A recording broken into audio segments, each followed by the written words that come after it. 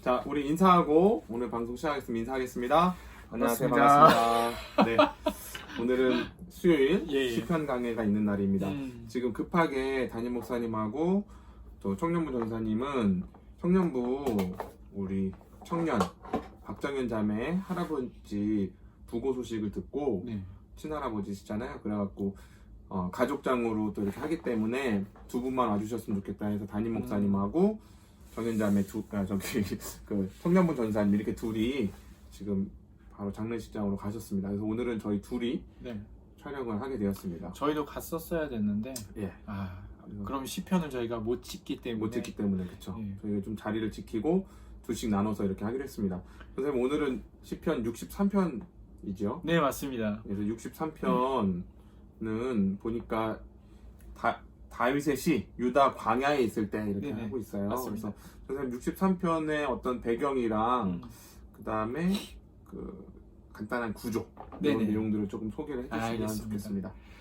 제목에 광야에 있다라고 말한 것처럼 원래 네. 되게 다윗이 광야에 있을 때는 굉장히 힘이 드는 어떤 그런 시들을 많이 쓰지 않았습니까? 네, 네, 뭐 네. 탄원시도 많이 쓰고 힘들다 이런 얘기를 많이 하는데 음. 오늘의 내용도 보면은 좀 그런 이미지가 좀 있습니다. 네, 네. 그래서 정확한 배경은 없지만 광야에 있을 때가 두 상황이 있어요. 네, 네. 그러니까 사울한테 쫓겼을 쫓길 때 때랑 그렇죠. 광야 오래 있었죠. 그리고 압살롬 아들한테 이제 쫓겼을 아들한테 때 이 두 쫓겼을 가지 때. 상황이 예, 있는데 두 가지 다 얘기가 되어지곤 합니다. 네. 그래서 뭐 어떤 그런 근거가 있습니까? 예, 오늘 그래서 말씀을 통해서 하는데 뭐 예를 들면은 1절에 네. 이렇게 말을 해요. 내가 간절히 주님을 찾는데 물이 없어 마르고 황폐한 땅에서 뭐 이렇게 광야의 모습들.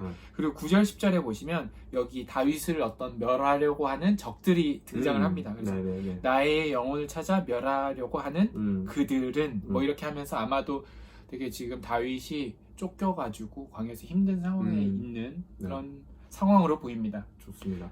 저는 이걸 이렇게 보니까 고백의 내용이나 그 성숙도 이런 것들을 봤을 때 그리고 이제 결정적으로 11절에 왕은 하나님을 즐거워하리 이런 거 보니까 이제 왕이 된 상황인 것 같아요. 그래서 이게 그렇죠. 젊었을 때 사울한테 쫓길 때 그 당시는 왕은 아니잖아요. 네네. 그래서 그 당시라기보다는 압살롬한테 아들한테 배신당해갖고 쫓길 때로 보는 게 어떻게 보면 좋지 않나? 뭐 이 정도로 생각하시면 배경은 네네네. 가능할 것 같습니다. 선생님 구조도 한번 네네. 얘기를 해주세요. 이거 오늘 시편이 유명한 시편이죠? 네, 굉장히 예. 유명하고 여러분들 딱 들으시면 굉장히 익숙한 익숙하죠. 그런 예, 예, 시 예. 구절도 있어요. 네. 오늘 시편 보면 제가 설명해 드렸듯이 네. 굉장히 좀 힘이 들고 탄식시와 같은 그런 이미지가 있지만 네. 굉장히 오늘 시편의 특이한 점은 뭐냐면 굉장히 긍정적이고 밝아요. 아하. 여러분들이 시를 한번 읽어보시면 알겠지만 어떤 부정적이거나 힘들거나 누구를 뭐 저주한다거나 이런 내용들은 잘 나와 있지 않습니다. 그래서 오늘의 시편은 그래서 여러분들이 기억하시기에 다윗의 신앙 고백이라고 얘기를 저는 할 수 있을 것 같습니다. 그래서 세 가지 정도 다윗이 어떤 신앙을 하나님한테 가지고 있었는지에 대해서 오늘 시편을 보시면 될 것 같아요. 그래서 1절에서 4절까지는 4절. 네, 하나님은 나의 소망, 하나님은 나의 갈증, 소망입니다. 라고 다윗의 이 신앙의 특징에 대해서 얘기를 하고 있고요. 5절에서 8절은 하나님은 나의 만족이라는 거. 이 신앙의 모습을 할 수 있습니다. 만족. 네, 굉장히 광야에 있으면서도 만족함을 노래하는 그 시편입니다. 네. 그리고 9절에서 11절은 하나님은 나의 보호자라는 어떻게 보면은 다윗 평생에 있어서 신앙의 정수 그의 세 가지로 축약을 한다고 한다면 오늘에 나왔던 하나님을 찾고 갈망하고 그리고 하나님은 나에게 기쁨이 되시는 그런 만족감 그리고 하나님은 나의 보호자라고 하는 그 세 개의 모습들이 다 이렇게 적혀져 있어요. 좋습니다. 짧게 간단하게 잘 말씀을 해주셨는데 오늘 이 시편을 가지고 역사적으로 보더라도 뭐 데오도르 베자 이런 어떤 신학자는 이거를 밤에 잠이 안 올 때 이 시편을 낭송하면 그 잠이 잘 오고 기쁨이 충만했다. 사랑하는 자에게 잠을 주신다. 이런 말씀 하시는 것처럼 이걸 읽으면 저는 모든 성경을 읽으면 잠을 주시지 않나. 뭐 이런 생각이. 제가 더 특별히 읽어봐야 돼요. 요즘 잠이. 뭐 그런 것도 있었고 이 시편이 어떻게 보면 그 시편 전체에 축약이며 요약이며 정수다 이렇게까지 말하는 와. 그런 학자들도 있었던 거 보니까 오늘 시편은 좀 구조 면에서도 그렇고 네네. 방금 말씀하셨던 하나님에 대한 갈망 그리고 하나님을 만족하는 것 네네. 하나님이 내 보호자라는 고백 이거가 시편의 어떤 큰 주제잖아요. 전반적인 그런 내용들인 것 같아서 좀 기대가 됩니다. 네. 자 우리 그러면 이제 구조상 1절에서 4절 먼저 좀 보시면 이게 전사님 하나님이 나의 갈망이다 이렇게 얘기하셨어요. 네네. 그래서 하나님이여 주는 나의 하나님이시라 이렇게 하면서 네네. 1절을 들어갑니다. 네네. 당연한 맞아요. 얘기인데 네네. 당연한 얘기가 아니죠 우리한테는. 왜 그러냐면 네. 여기 보면 다윗이 광야라는 심상을 활용을 해서 자기 마음을 표현하고 있어요. 그러니까 광야에 있기도 하고 그리고 내가 간절히 주를 찾되 물이 없어 마르고 황폐한 땅에서 라고 하는 거 보니까 자기 마음 상태도 물이 없고 마르고 황폐한 땅 같다는 거예요 사실은. 그 시편 그거도 있잖아요. 목마른 사슴 주의 물을 찾아 헤매듯이 그런 어떤 비슷한 표현 같아요. 그러니까 어떻게 보면 압살롬한테 쫓기고 있는 상황에서 모든 걸 다 잃고 배신당하고 자기가 사랑했던 사람 가족이고 뭐 신하들 부하들 그럼 압살롬은 또 다윗이 특별하게 사랑을 많이 했지 않습니까? 맞습니다. 근데도 이렇게 배신당한 마음에서 얼마나 마음의 황폐함을 느끼겠어요. 인생 무상 자식 키워봐야 아무 소용없어. 아 그때 나온 말입니까? 이런 것부터 시작해갖고 다윗의 마음은 갈갈이 찢어져 있는 그렇죠. 상황일 것 같아요. 근데 저는요 이 상황에서 너무 놀라운 게 그 상황에서 보자면 배경에서 보자면 탄식시가 돼야 돼요 이 시는. 아니 그러니까요. 원망한다든지 하나님 내가 어떻게 아들을 키웠는데 저놈이 나한테 이럴 수 있어요. 악을 물리치시고 내 주변의 참모들과 저 사람들이 어떻게 나한테 등을 돌릴 수 있어요? 이게 지금 다윗의 탄원이며 하나님 앞에 원망이어야 되는데 그렇죠. 이 물이 없어 마르고 황폐한 마음을 가지고 다윗은요 이상한 간구를 합니다. 내 영혼이 주를 갈망하며 내 육체가 주를 앙모하나이다 이렇게 하거든요. 그게 너무 신기한 것 같아요. 그러니까 저는 이게 처음에는 그래 우리가 어떤 인생의 고난이나 역경을 맞이하면 당연히 갈증이 생겨요. 문제를 해결에 대한 갈증. 그 다음에 내 인생이 안 풀리는 것 같은 그런 생각과 고난의 상황이 그리고 돈 문제가 이런 게 해결이 안 되는 것에 대한 갈증이 생기지 그렇죠. 하나님에 대한 갈증이 생기지는 않잖아요. 잘. 그럼요. 보통 우리가 기도하는 제목들이 우리 상황이 어려워서 기도하러 가지 하나님에 대한 갈급함 때문에 기도하는 사람은 많지 않은 것 같거든요. 그렇죠. 근데 저는 이게 너무 신기한 거예요. 다윗이 이 상황에서 주님을 갈망하고 주님을 앙모한다. 여기 앙모한다는 뜻이요. 너무 간절하게 사모해서 눈이 안 보일 시력을 다 잃어버릴 정도로 간절하게 찾는 거래요. 저는 그래요? 이게 무슨 어느 정도로 사모하는 그런 거 있잖아요. 사랑하면 눈이 먼다. 사랑하면 눈 먼다라는 표현이 있잖아요. 사모님 만나셨을 때 눈이 머셨습니까? 여기서 나오는 표현인가요? 격기로 하시지 마세요. 사모님 만났을 때 눈 머셨어요? 여러분 35세 이상이 되어서 누군가를 만날 때는 눈이 멀지 않습니다. 그렇습니까? 지극히 현실적인 상황들을 딱 보게 되기 때문에 결혼을 잘할 수 있다는 거. 좋습니다. 감정에 휘둘리면 안 됩니다. 명심하겠습니다. 네. 그래서 딴 얘기하지 마시고요.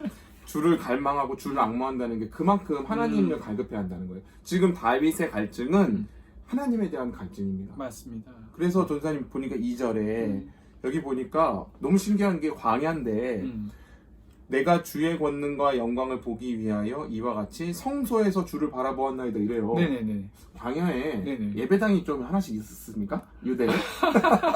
이거 이해가 안 돼요, 잘. 이게 뭐냐면 아마 이전의 모습들을 기억했던 것 같아요. 이 성소는 항상 하나님의 영광과 주의 권능이 임하는 그 장소, 하나님이 거하시는 장소, 분리되어져 있는 거룩한 장소이지 않았습니까? 그래서 항상 하나님의 영광과 권능을 보기 위해서 성소에 들어가고 특정한 장소에 들어갔었어야 되는데 지금은 아시다시피 광야에 있다라는 것이죠. 근데 이 상황에서도 아마 이런 표현을 쓴 거 보니까 하나님이 특정한 어떤 성소에만 있는 게 아니라 내가 정말 앉아서 묵상하고 기도하고 바라보고 갈망하고 찾는 그 자리가 바로 하나님이 나를 만나주시는 그 자리다라고 그렇게 다윗이 고백을 하는 것 같아요. 아마. 저는 이 구절을 보니까 전사님 설명을 듣고 나니까 예배에 있어서 우리가 중요한 거는 예배 드릴 수 있는 장소나 예배를 북돋아주는 분위기나 이런 게 아니라 네네. 하나님을 향한 갈망이 예배에 있어서 가장 필수 요소인 것 같아요. 하나님을 갈망하고 하나님을 바라는 네네. 그 추구, 하나님에 대한 추구가 예배를 성립하게 하는 조건이다. 네네. 이런 생각이 좀 들고 그래서 주의 권능과 영광을 성소에서 지금 보는 것처럼 네네. 다윗이 보자마자 네. 이 3절과 4절 고백하잖아요. 네, 주의 인자 하심이 생명보다 나음으로 내 입술이 주를 찬양. 좀 밝은 찬양이에요. 저는 그래서 이게 좀 좀 느린 찬양도 하나 있으면 좋겠다. 좀 이렇게 드라마틱한 그런 거. 그래서 좀 너무 가볍게 된 게 아닐까. 그 찬양만 들었을 때는 전혀 이 배경이 생각이 안 나요. 그렇죠. 그래서 이 유명한 구절, 이러므로 나의 평생에 주를 송축하며, 그러니까 평생에 이러므로래요. 이러므로. 지금 자기 상황이 어떤 상황인데, 그죠? 맞아요. 이러므로 나의 평생에 주를 원망하며 이렇게 되는 상황이에요 지금. 그러니까.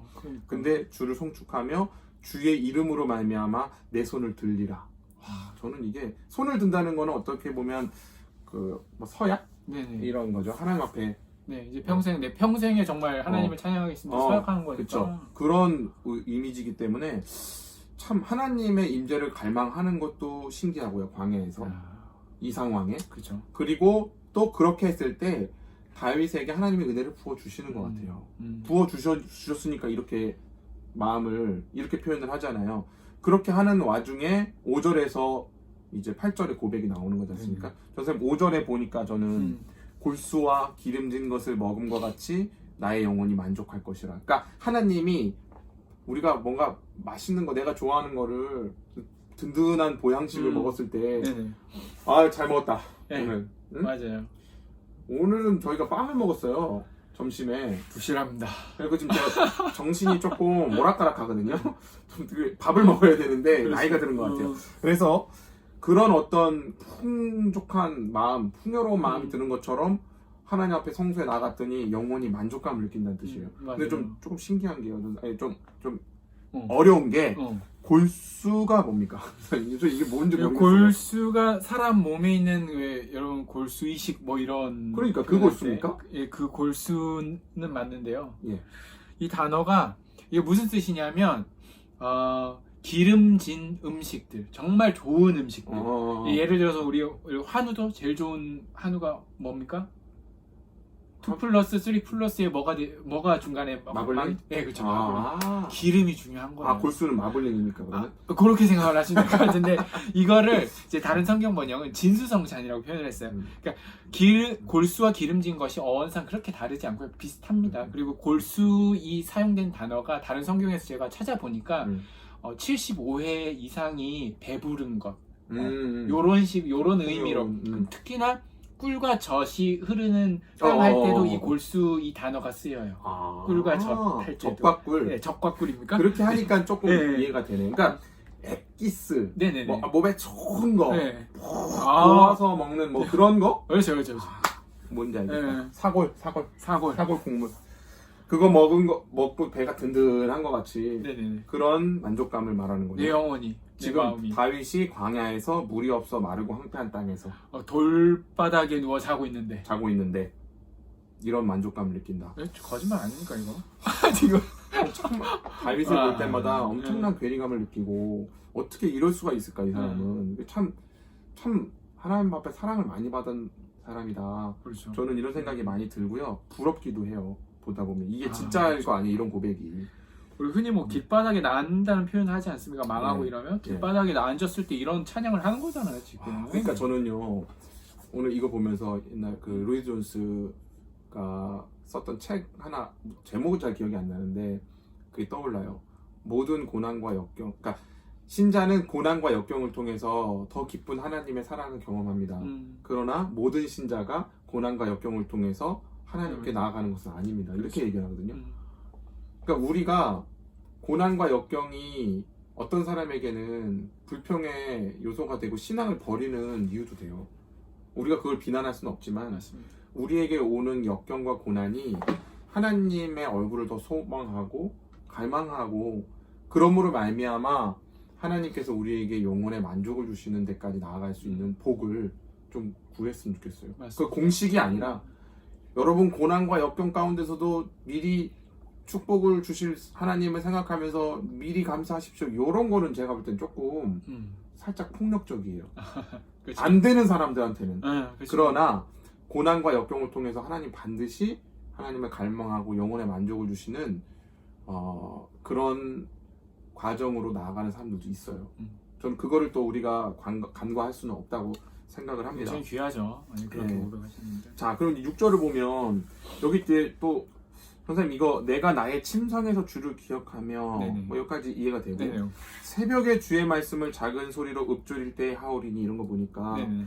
왠지 새벽 기도를 해야 될 것 같은 부담감이 팍 막 이렇게 그렇죠. 와요. 네. 우리 교회는 아직 새벽 기도가 없잖아요. 네. 선생님 이거 새벽 기도 하라는 말씀입니까? 이거 실제로도 한국 목사님들이 많이 새벽 기도의 중요성들을 네. 할 때 이 네. 시편이 대표적인 게 두 개가 있는데 두 개 중에 하나가 이게, 이 6절입니다. 그래서 새벽에 주의 말씀을 작은 소리로 읊조릴 때 좋지 않습니까? 그래서 사실 원문에 보면 새벽이라는 단어가 없어요. 아 그래요? 새벽이라는 단어가 낀 거는 저희가 보는 개정개혁본밖에 없습니다. 개정개혁만 새벽으로 되어 있습니까?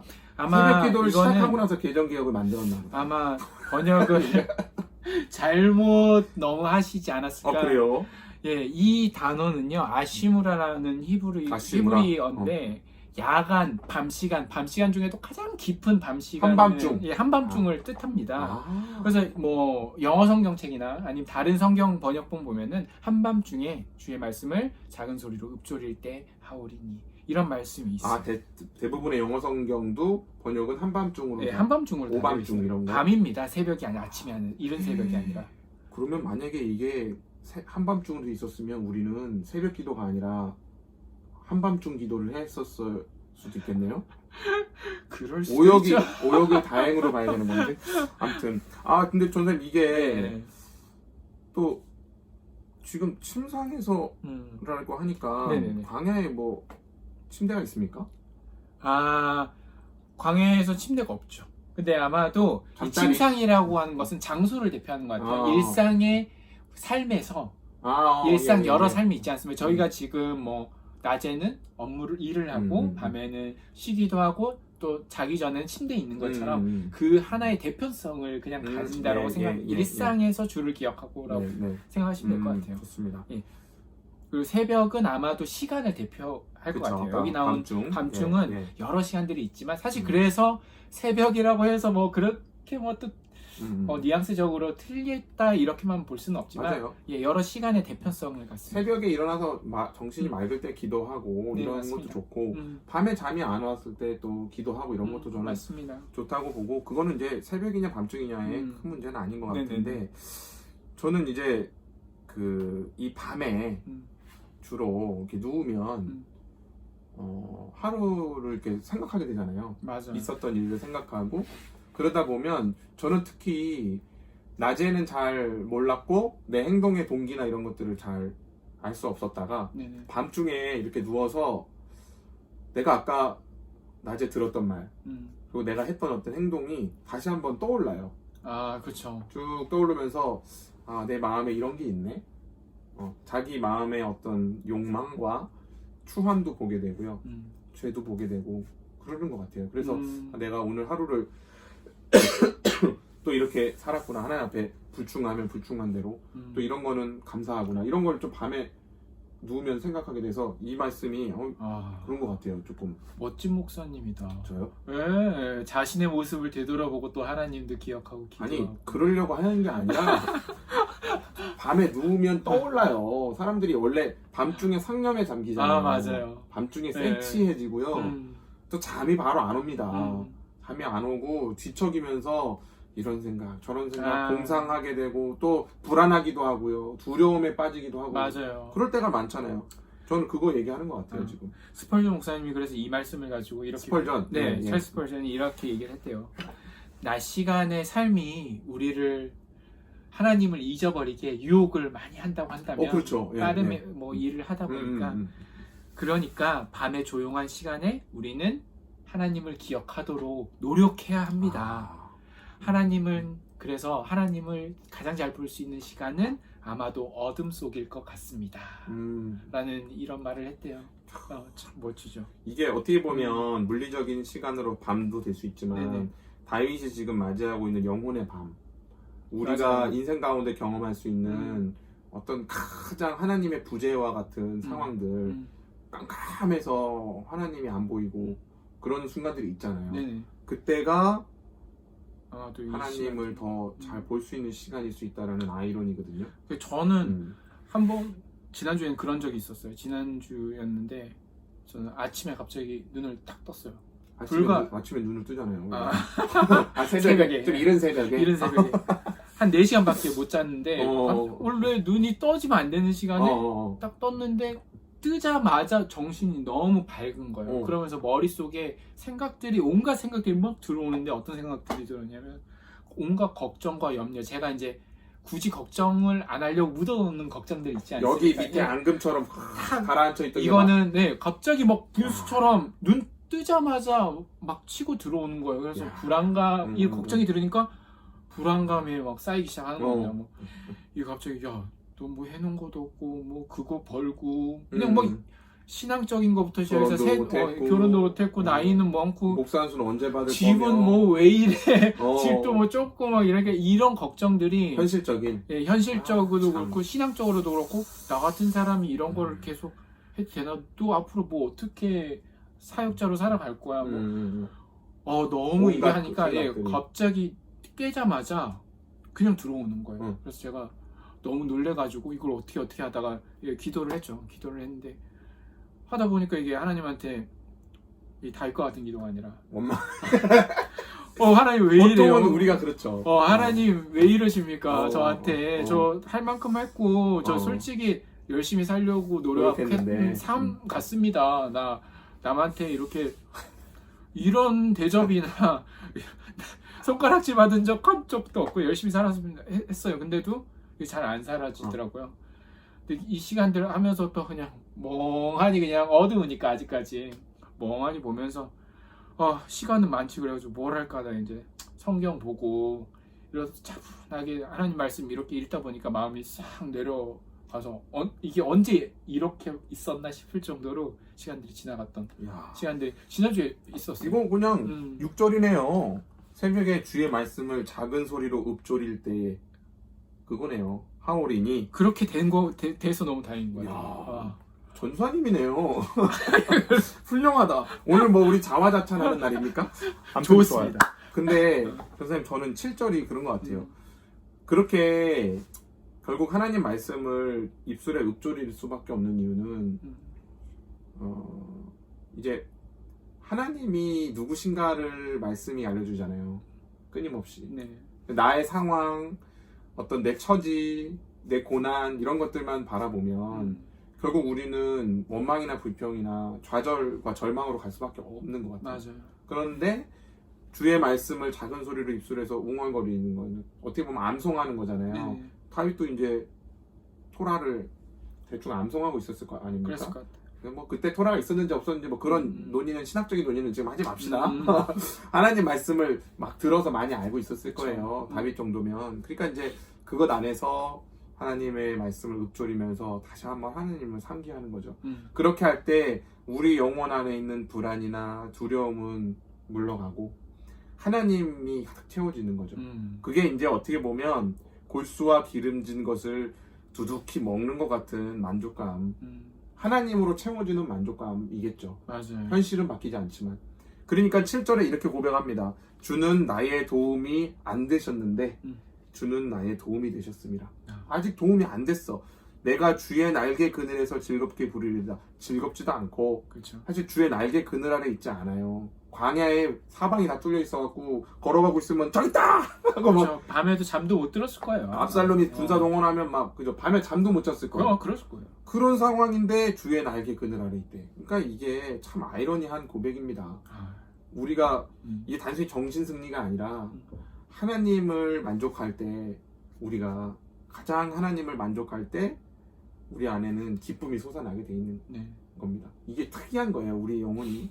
그래서 8절에 나의 영혼이 주를 가까이 따르니 주의 오른손이 나를 붙드신다 이렇게 하잖아요. 확고한 어떤 믿음과 의지의 표현인 것 같아요. 그래서 저는 하나님의 손이 나를 붙드신다라는 게 어떤 걸까 우리 인생에 이런 생각들을 많이 하는데 전사님 뭐 하나님께서 나를 붙들고 계시다 이런 고백을 할 만큼 뚜렷하게 네네. 그럼 뭐 하나님을 경험하고 체험하고 이러신 적이 좀 있으세요?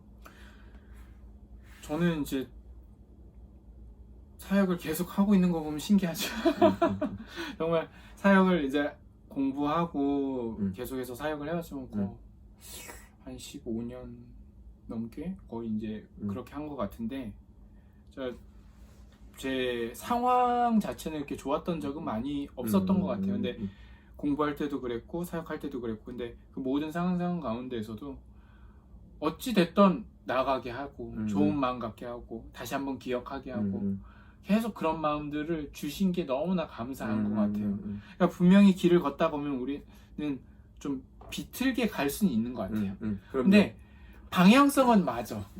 이 큰 폭이 이만큼일 수도 있고 저만큼일 수도 있지만 나는 어쨌든 이 길대로 하나님께서 나를 인도에 가시고 있진 않는가.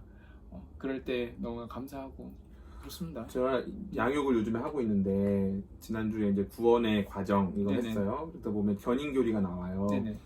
견인교리를 뭐로 설명할까 하여튼 견인차 레카차는 딱 잡으면 자동차 앞바퀴 들리고 끌려가잖아요. 이렇게. 그렇죠. 약간 이런 거 아닌가. 우리는 결국은 하나님께 코를 딱 끼워서 주의 오른손이 나를 붙드신다는 게 여기 코를 딱 껴갖고 끌고 가시는 거야. 끝까지 방향이 우리가 비틀거리든 다리가 힘이 있든 없든 간에 어쨌든 그 길을 가게 하셔서 마침내는 주님 품에 우리를 안아주신다라는 게 전 그게 하나님 편에서 확정하셨다는 게 너무 감사해요. 그러기 때문에 우리는 완전히 넘어질 수도 없고 그렇죠. 다윗의 고백처럼 완전히 주저앉을 수도 없는 거죠. 그래서 이런 말씀들이 좀 생각이 나고요. 그렇기 때문에 하나님을 만족한다 이렇게 고백할 수 있는 것 같고 이제 그 결과로 9절에서 10절이 적들 나의 영혼을 찾아 멸하려는 그들 이 적들은 땅 깊은 곳에 들어가며 멸망하게 된다는 거죠. 그렇죠. 칼의 세력에 넘겨져 승냥이의 먹이가 되리이다 하는 거 보니까 적들에 대한 처분까지 하나님께서 다 확신을 주시는 것 같은 생각이 들어요. 다윗이.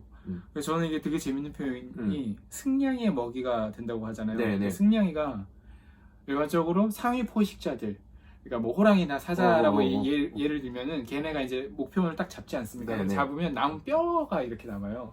얘네가 총서부야. 그러니까 뭐 하이에나처럼 하이에나 같은 애들이 승냥인데 걔네들이 이제 뼈까지 그냥 다 갉아먹어 버리죠. 그러니까 이 하나님의 어떤 적군들의 어떤 운명이라는 게 이렇게 정말 뼈도 남김없이 갉아먹는 이렇게 청소가 깨끗하게 될 것이라는 이런 표현을 쓴 게 굉장히 좀 재밌는 것 같아요. 그러니까 다윗은 지금 상황에서 가질 수 없는 확신과 고백을 계속해서 해내고 있는 것 같아요. 그렇죠. 이런 게 굉장히 이런 고백을 하는 게 적들도 있지만 자신을 보호해주는 하나님이 반드시 나한테 있다라는 확신이 있기 때문에 이런 고백들을 하는 것 같아요. 그리고 하나님이 공의로우시고 반드시 심판하시는 분이라는 명확한 하나님에 대한 하나님의 성품에 대한 이해가 있는 거예요. 아 그럼요. 그렇죠. 멋있는 것 같아요. 그렇기 때문에 이렇게 고백할 수 있고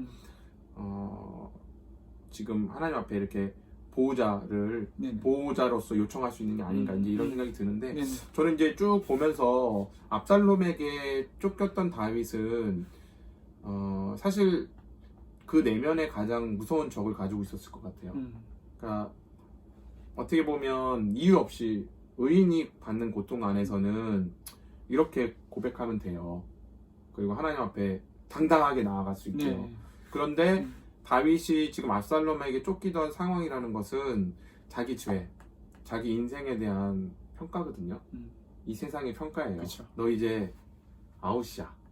그리고 하나님 앞에서도 다윗이 뭐 말년에 인구조사도 했고 그죠? 기고만장한 죄들을 지었잖아요. 네, 맞습니다. 결국 그것에 대한 결론이자 또 밧세바를 범한 그쵸? 그 범죄에 대한 죄의 값을 치르는 거예요.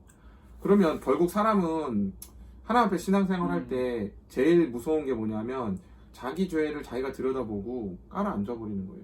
아 그렇죠. 자기 연민에 깔아앉아서 내가 이 모양이니까 내가 이런 죄를 지었으니까 나는 이 정도밖에는 안 되는 수준이니까 하면서 하나님 앞에 가라앉아 버리는 거거든요. 다윗은 충분히 그럴 수 있는 사람이에요.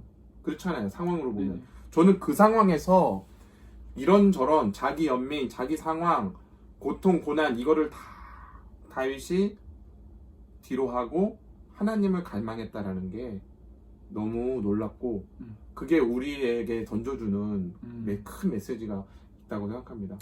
저는 부모님들이 그런 표현을 많이 쓰잖아요. 자식들 잘 되길 원하는데 좋은 부모님들, 그중에 좋은 부모님들이라면 항상 그런 얘기를 많이 했어요. 내 자식이 저렇게 된 건 내 탓이다. 좀 더 잘 될 수 있었는데 그러면 이제 자신을 원망하시고 한탄하시면 그렇게 사세요. 그렇죠. 그런 분들이 정말 좋으신 분 맞는데 사실 그런 거에서 더 나아간 거죠. 다윗의 모습을 보면은 그 상황 속에서 하나님을 믿고 하나님께서 이런 나와 그런 내 자녀들과 이런 분들 다 지켜주실 것이라는 거 분명한다. 내가 최선을 다해서 선하게 하나님 말씀대로 살았으니까 하나님께서 우리 가정을 또 지켜주실 것이다.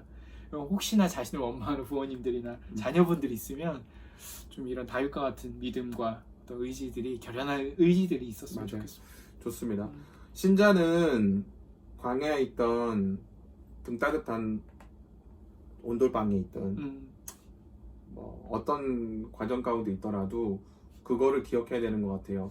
과거에 매이거나 보통 과거가 괴롭히잖아요. 맞아요. 내가 이랬으니까 이런 결과가 나왔어. 이런 해석들 거기서도 자유하고 맞습니다.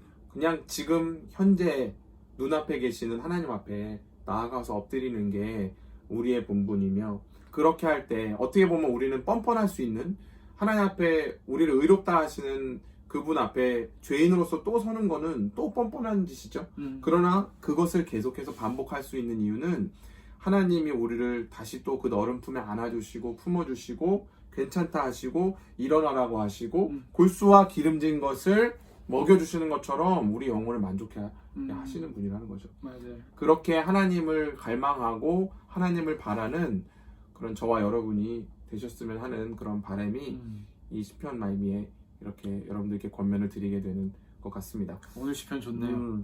좋은 것 같아요. 오늘 시편을 여러분 그 잠자리에서 침상에서 새벽이든 오밤중이든 한밤중에 불안해해서 깨어났다. 네, 깨어났든 잠이 안 오실 때 나직하게 읊조리시면서 다윗의 심정과 하나님을 예배하는 그 예배자의 마음에 여러분들의 중심을 담아서 이 시편을 가지고 한번 기도해 보시면 어떨까?